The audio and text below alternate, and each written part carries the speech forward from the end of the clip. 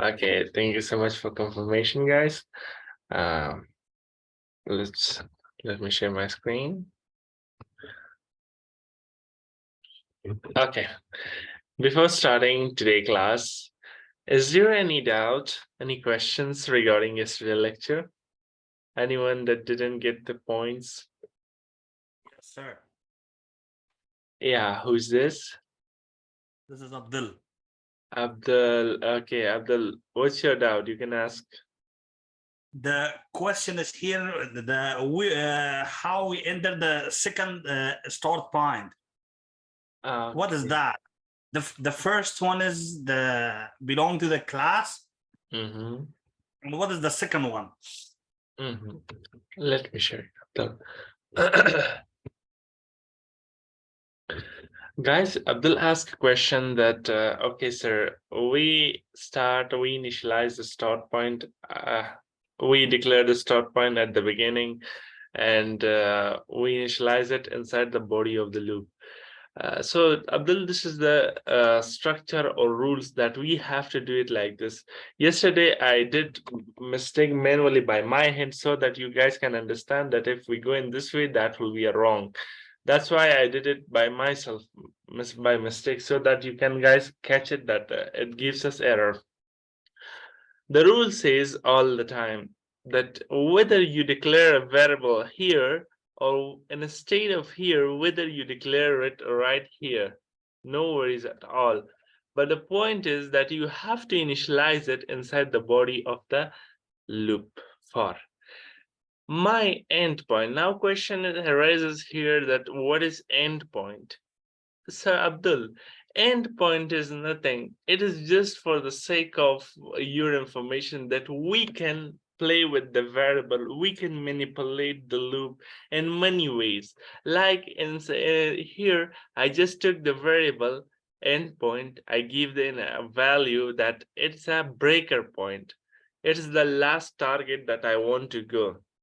Okay, my starting point is from 1, but what will be my ending point? My ending point will be 11, 10, 10,000, 100, 12,000, 1 billion. Whenever I reach to this number, the loop, the program must be stopped, must be break. So here is a speed breaker, or we can say here is a breaker that stop us for being low, for being circulating for infinite time. So that's why we use a breaker or endpoint. Instead of endpoint variable, you can directly even put the value here, right here, which I did in previous program. This is the declaration or initialization of my variable. Here is my endpoint that I put directly the value.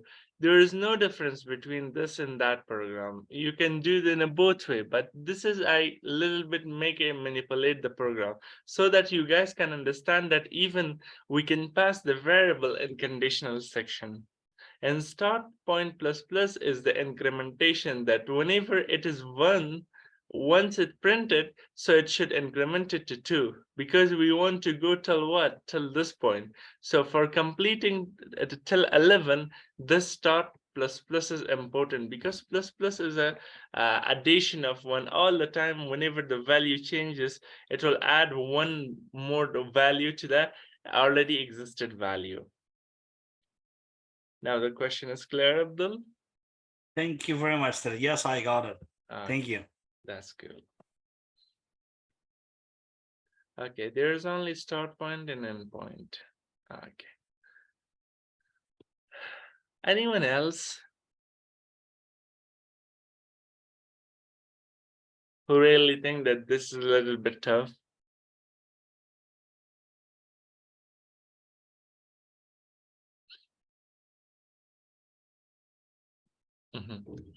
It seems that we don't have this person. Okay, guys, let's practice. Now we know the scanner class, that how we will use the scanner class with the for loops.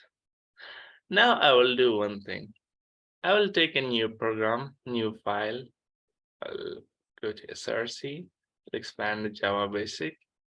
I will click on Java Basic, do the right click. Let me first create the file. take a new class. I'll make it Dino input.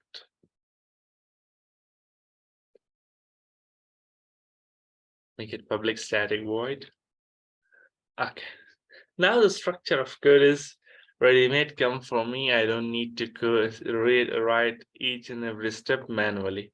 So Eclipse IDE help me and bring everything for me by default. So I don't need to do everything manually by myself. Now we are going to practice a program that here you pass everything statically by yourself, means starting point you give by yourself, ending point you give by yourself. Each and everything that you see here, you give it by yourself. But let's practice it in a way that we will give the endpoint by ourselves. The starting point will be declared as a 1. We will say that the starting point will be one value. What will be the ending point in this point? Let's practice this program, guys. I will do one thing. My first requirement is what? That I need to check two variable or one variable, two variable we need. One is starting point, that we will initialize it inside the body of the loop, and one is my ending point, that will be a condition or a breaker for me. Now how will I do that? Let's practice it. First of all, I need to take a variable int start point. I will not initialize it here.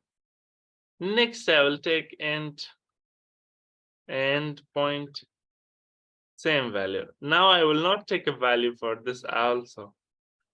And point. That's cool. Now, for accepting value from the user and make the program dynamic, we need to use the scanner class. How we will use the scanner class, guys? We have a spelling for that. Scanner, read name of the object or the variable of the dynamic variable equal to new. Let me make everything a little bit wider for you. Again, scanner, open the braces. Now inside that system dot n right now. Now your next job is to hover on this, and if it is not popping like import this class or import that class, so you can hover on the top of that. If it not come, you don't need to be worried about that. Once you enter here, or you can go and directly write import java dot util dot scanner. Even you can write it down manually, no worries at all, guys. It's definitely once you write this package, this line of code, the error with alongside with the scanner class gone, so you don't need to be worried about that. Till this portion we are done. We bring the scanner class, dynamic scanner class method right here. Now my next job is to do it. Now let's create something on the screen displaying system.out.println, add a semicolon, lad entering, enter the endpoint of loop. Okay, how would I read the endpoint? We have a variable endpoint right here. Okay, now my next job is that what should I do? I will bring the endpoint here equal to last. What we did like this, endpoint equal to 11, but right now this is static, but as of now, we are reading it dynamically. Instead of writing 11 or 12 or 13 or anything else, you can do it like this. Read dot next end. It will give you a hint. So whenever you press enter, it will bring the method for you. So instead of writing 11, 12, 13, 14, I made it dynamic like this, read.nextInt with the help of read.nextInt methods. Now, each and every time, whenever I read any value from the console will store the value inside the endpoint variable for me and do the execution accordingly, which I code for it. Now, next point is that what will I do? Next point, I will do this. I will run the for loop. Okay, I will start with the for.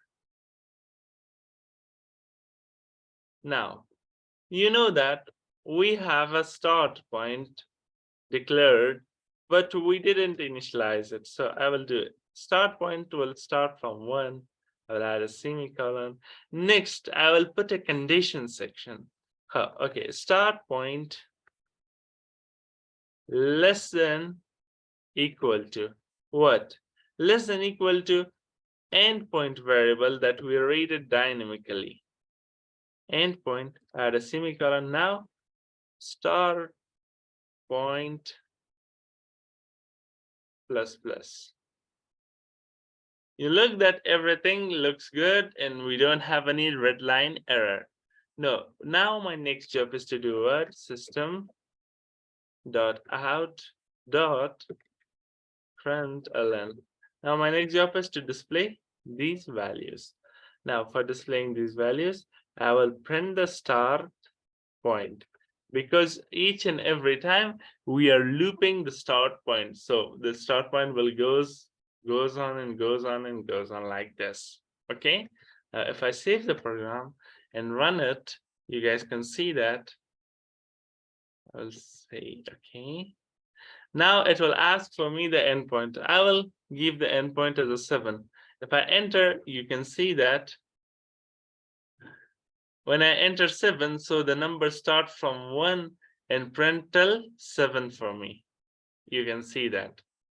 Now, if for making little bit more interactive the program, just write one system.out.println system.out.println values are as now if I run it, I will enter endpoint as a 10. So if I enter, you can see that, guys, that my value starts. I enter 10, the last digit, that you should go till 10 position. Now they start values are as a 1, 2, 3, 4, 5, 6, 7, 8, 9, and 10. This is the dynamic way that we can play with the for loop with the help of scanner class. Now go ahead, guys. First of all, write it down. I'll give you 5 minutes, 3 minutes for that. 3 minutes more enough. Once you write, then write yes or done in the chat box.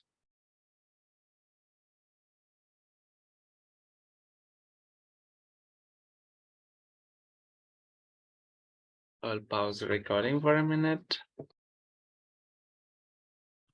Now, guys, we did study that how we will take the endpoint of the for loop, how we will play actually with the for loop.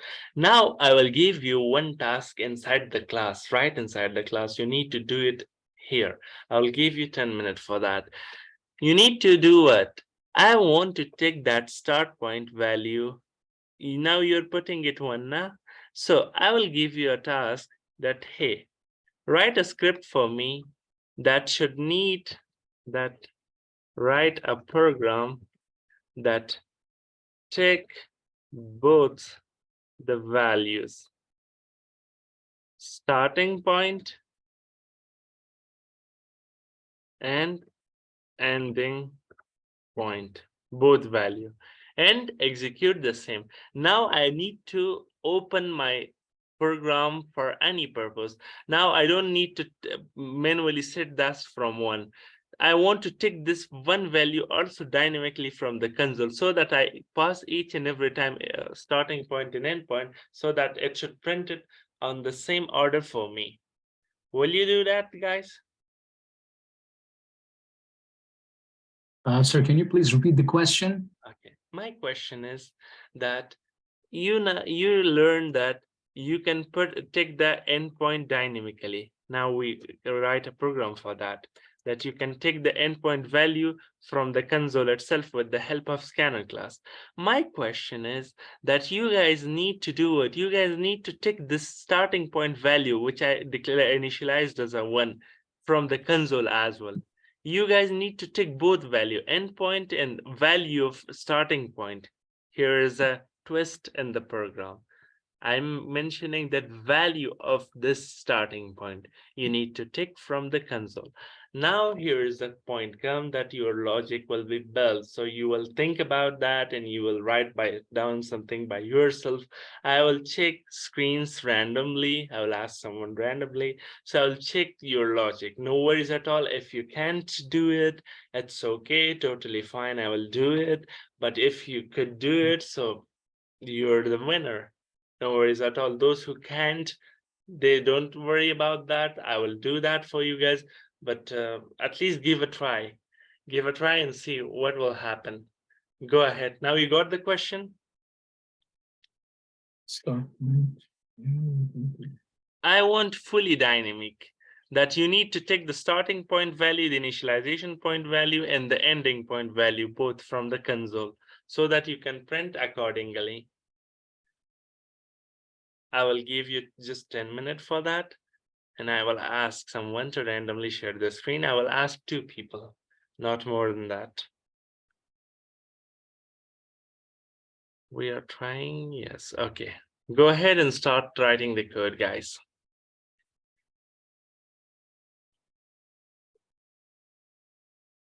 Yes, Zakia.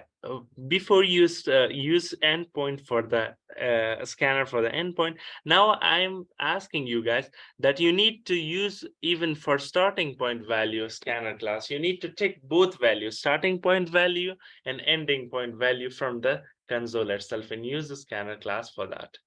Go ahead and write the program for me.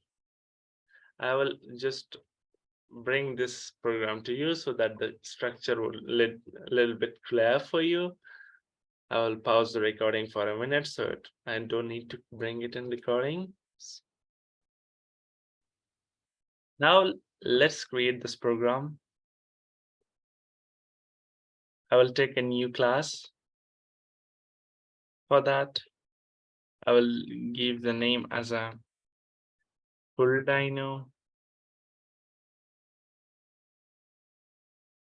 Full dino. I will make it public static void. So the structure of code is here. Now, my aim is that I need to make it dynamic both of the values, starting point and end point. There is 2 possible way. One way is like this. I will declare a variable end start point. I will not initialize it here. I will just declare it. Next target is that I need to declare the variable endpoint. Now my next part is that for reading the value dynamic from the console of my screen. So I need to bring the scanner class as well. Scanner read equal to new scanner system dot n. Now you guys can see that it took error. Now you don't need to hover on that. There is 2 ways. If it is not popping up, import scanner class, so you can write it manually here. If it didn't work, so don't worry about that. Just go ahead with your code. System dot out dot println. Now I will read the first value. Enter the starting point. I'll do it. In start point variable, I will read the data start point equal to what? Read dot what? Next end. If I enter that and add a semicolon, now you can see the red line error on the scanner on line number 12 gone. Why it gone?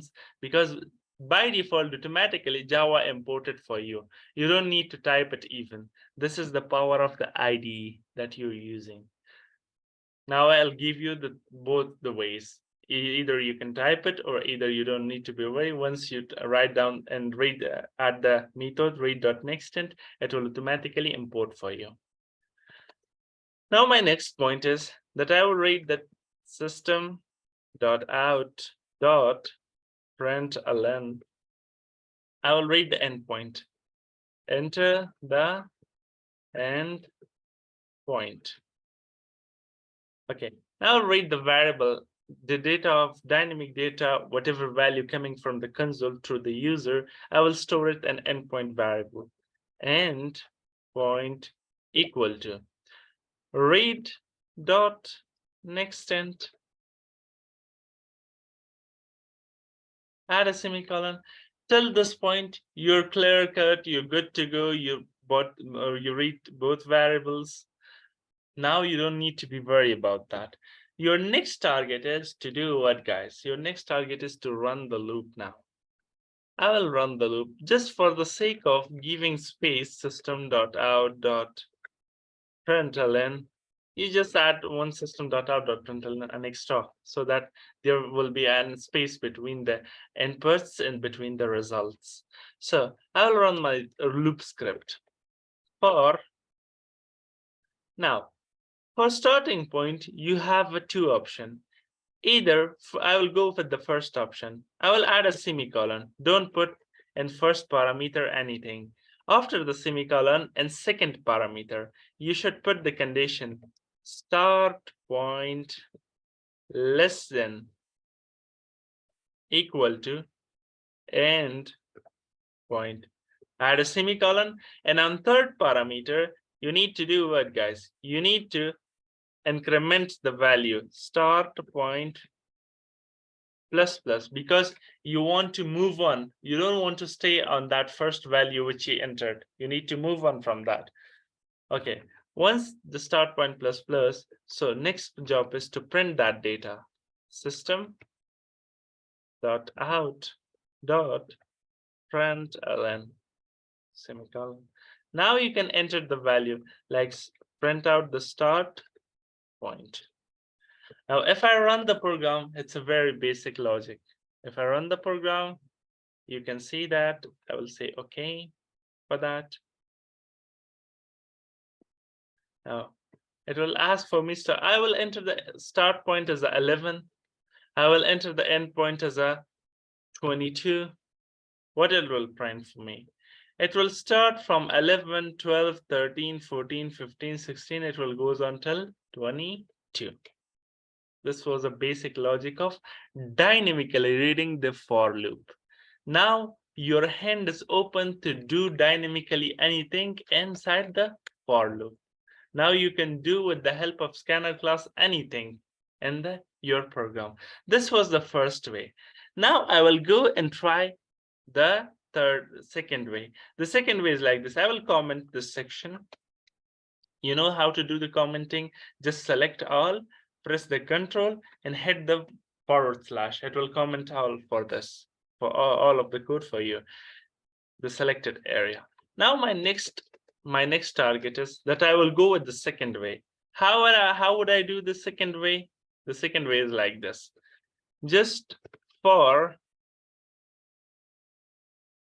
open the body and declare one variable start or equal to. Now pass the value of start point. This is, guys, exactly same like, let me copy this condition from here. Now rest is same for you. Guys, this is same like this. Let me run it.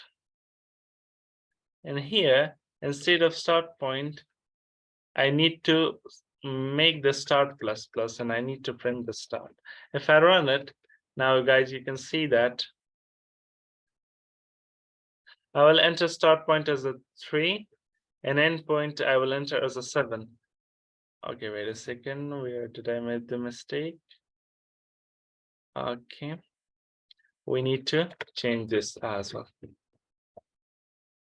I'll run the program again.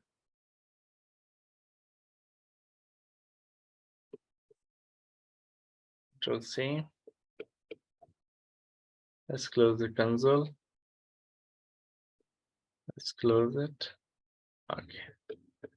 Wait a second. You Okay, can wait. terminate it, I guess, from the red Yeah, cross. terminate. Control plus C is not working, that's why. Okay, I'll run the program again. Now I'll enter the value as a 3. Now I'll enter the endpoint as a 7. So it's printing 3, 4, 5, 6, 7 for me. It is the starting point and it is the ending point. Now these both for loop do the same action for me. This is the shorter way that you do. Most people prefer this, but this is then another way. This way is done by Farid and this is done by Ahmad. Both of them are correct. There is no right and wrong in writing the code. But this acts like what? Acts like this. Once you enter and start equal to 1. Instead of 1, I just pass that variable, which is I read the data from the scanner class. This was the only difference which I made for you.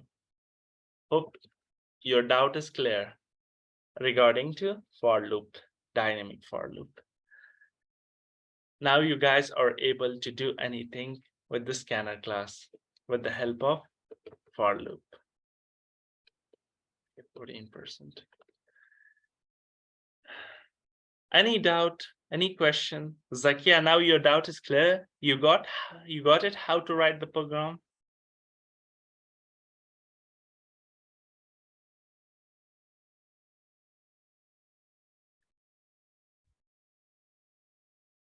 Okay, that's good. I have a question, sir. Yeah, go ahead, tell me. Okay, the way our brother Farid did it, he put semicolon at the first, the far in the loop syntax. What does semicolon means in here? It Okay. means start from any point. Yeah, I will explain it. In first section, let me comment the second section. Let me uncomment this. In this first section, I told you at the beginning of the explaining loop that for loop syntax is that it has 3 parameter. First parameter is initialization, second is condition, and third is incrementation. Now, inside this, what we did? Inside this, guys, we did like this. First parameter, we leave empty. Why we leave empty? Because we already read the value right here in start point. We leave it empty and we read the value in start point. And in second parameter, what we did? We passed the start point less than equal to put the condition. Now, inside the body of the loop, we pass the value start point as a as a variable of start point, which we read. Now, for the first time, when loop comes, loop sees that this section is empty. It will enter to the body of the loop. Once it enters to the body of the loop, it will do what? It will print whatever data is inside the start point. Now, when it sees that whatever data is in the start point, now loop's control goes to this section, start point plus plus. It will increment the value. Now, loop value will not go from the beginning, from the first parameter. The first parameter or entry gate was this. Whenever the compiler comes from the beginning. Now, each and every time, once the start point getting looped, it will goes between these two parameters. It will not go from the beginning again. The beginning will start only whenever we are running the program from the beginning itself. So this entry gate, that's why we can leave this space empty. Now you got it? Yes, somewhat. Okay. Let me explain you in this way. I think it is a syntax structure. It should be a Let the three-part. syntax structure, we can say, let me take it and snappy tool. Let's explain it in this way.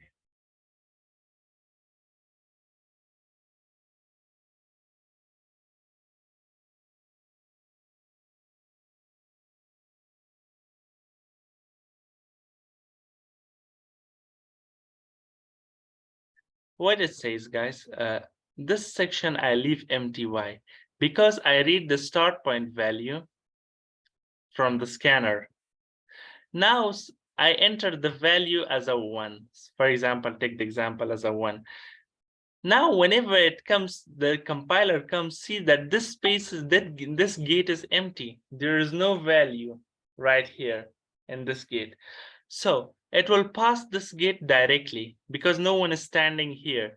Whenever it passes, and here I told the computer that, hey, print whatever data I read inside the start point.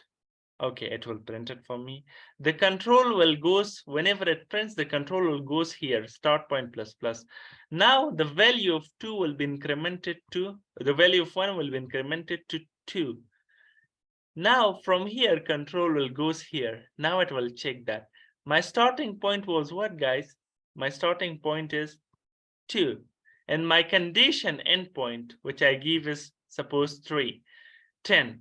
Now it will check 2 is less than 10. Yeah, exactly. Now it will come re-enter to the body of the loop and print whatever data is in start point. Now, in second time, in the second iteration, when loops comes, my starting point value will be 2. So it will print 2 for me. The control will goes again here, and it will increment it to 3. Now it will goes on from to this section again, and it will check that 3 is less than 10. Yeah, re-enter the body of the loop and print this data. This procedure will goes on until the condition is satisfied. Now you got it? Much clearer now. Thank you. You're most welcome. Okay, guys, we are winding up here today.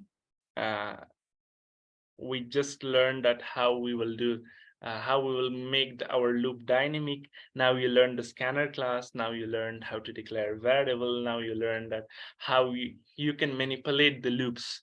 So tomorrow onwards, we will be starting with the while loop. While and do while are very easy. So once you learn the for loop, the for loop was a little bit tough. So while and do while are very easy. Just a little bit of changes of the syntax. Concept of the while and do while is same like for loop. Both three of these loops are just for circulating and printing out the data round by round. So I will explain tomorrow with the while loop. I will start with the while loop, and we will learn while loop. So till this point, do we have any question? I will stop the record.